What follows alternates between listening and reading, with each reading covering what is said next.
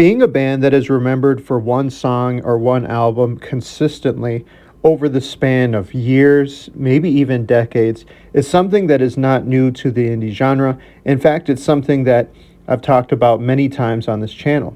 Think of bands such as The Temper Trap and other bands such as Two Door Cinema Club, who they have actually encouraged fans to continue to listen to their old things, not shying away from it, not being ashamed of it, and being appreciative of those who still hop on to continue the ride into their later work. However, you also have bands such as Young the Giant, who at first endorsed their early material, but then continue to push the boundaries of who they are as a band and encourage the fans to go with them and not quite leave the old things behind, but to continue to open their mind to move into new things.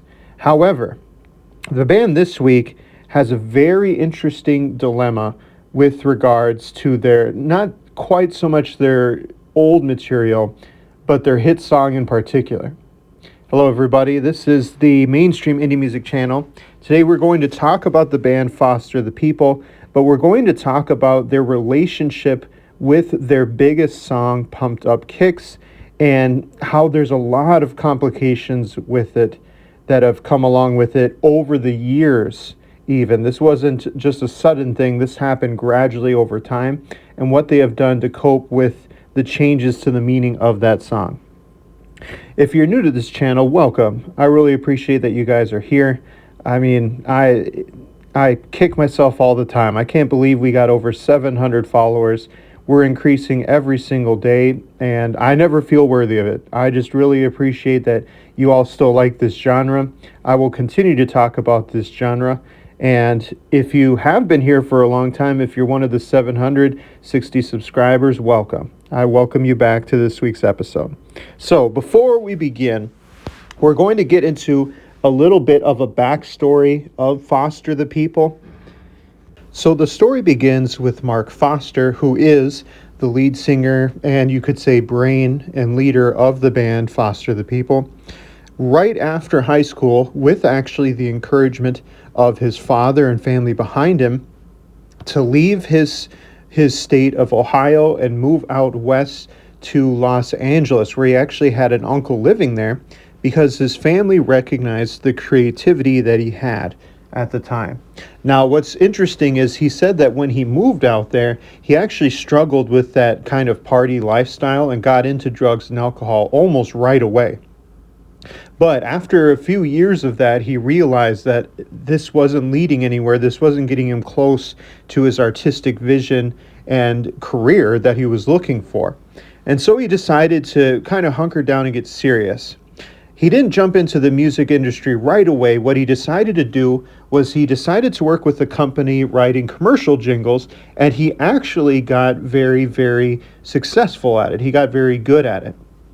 Now, it was almost if right when he got his feet under him, that's when he realized that now he was in a better position to actually write and record and make music again, which is what he was out there initially to do. And so what he started to do is he looked for bandmates and he got a band together. What's kind of funny is the band initially was called Foster and the People, but he almost liked how people started to mispronounce it, and he kind of liked the sound that gave. So he changed the name of the band to Foster the People as we know it today. The band actually got instant success because they almost, I wouldn't say partnered with that commercial jingle writing company, but they almost got support from them. And that helped push their career very quickly to make the song Pumped Up Kicks, amongst others, among that initial Torches debut album, which has a lot of good songs on it. To me, I'm going to go on a small rant here. I think their best song is Houdini. I think it's fantastic. I think it's great. And yes, Pumped Up Kicks is their biggest song, but to me, Houdini is a better one musically, I would like to think. So they released their debut album, Torches, and with his help and connections in the music industry, Foster the People takes off. It's interesting because when you read a lot of initial interviews that Mark Foster would give and the bandmates would give, they were so surprised at how fast their band had taken off that they weren't ready.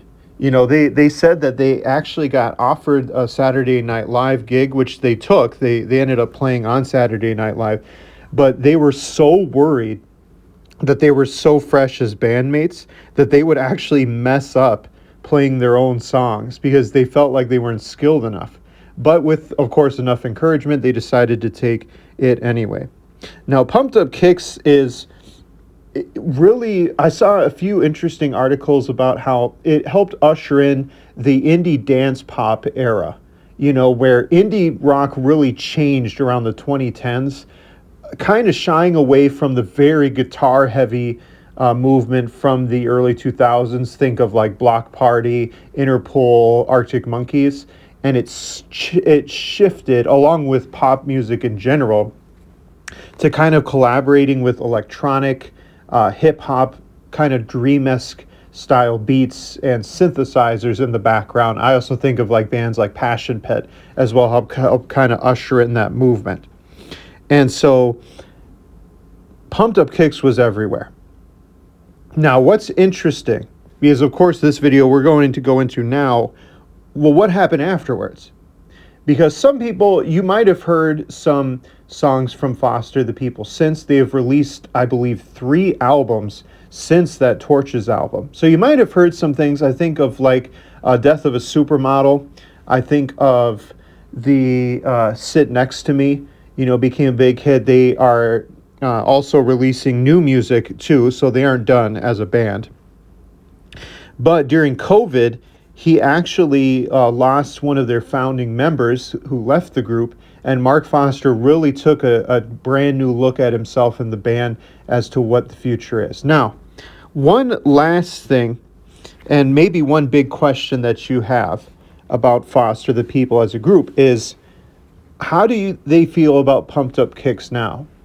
What's interesting is there's definitely dark lyrics to the song Pumped Up Kicks. Mark Foster and the mates knew that immediately upon releasing the song and almost tried to shift the narrative of, well, it's drawing attention to school violence and gun violence. That's what it's really doing, drawing attention to it, trying to make it a positive spin. But it changed around 2017, where they performed at Las Vegas right after, maybe not immediately after, but after that big shooting, and they actually scrapped the song from the lineup. Now, what's interesting is, especially since the end of 2019, they talked about retiring the song completely from their discography. Now, some people have said they have gone to concerts and they still have played the song live, but some people have said that they've gone to some shows and they have not played the song at all. So what do y'all think? What do you think of Foster the People? I'd like to hear from you, and I'll see you all next week. Peace.